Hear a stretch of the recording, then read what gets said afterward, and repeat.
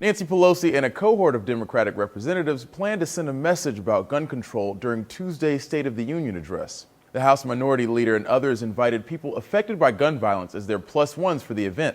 The Washington Post reports Pelosi decided to bring a child from Newtown, Connecticut, and her mother after the child sent a letter to Pelosi's office begging for a revamp of gun laws. MSNBC reports the move is an effort to keep gun violence in the spotlight as President Obama lays out his plan for the second term. The guest list takeover is led by Rhode Island Democrat Jim Langevin, whose spinal cord was severed by a ricocheted bullet when he was a child. He is the only quadriplegic person to serve in Congress. Pelosi, Langevin, and at least 20 others have reportedly signed on to bring guests affected by gun violence, but noticeably absent from this list are Republican politicians. A writer for conservative website Human Events implies the guest list is misleading and Democrats are using victims as an extra push for changes in gun laws.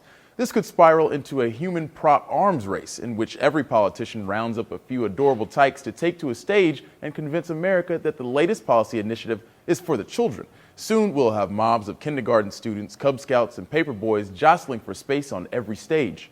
Voice of America projects gun control will be one of the most important items for President Obama to tackle during his address, considering the mass killings in Newtown, Connecticut, and Aurora, Colorado.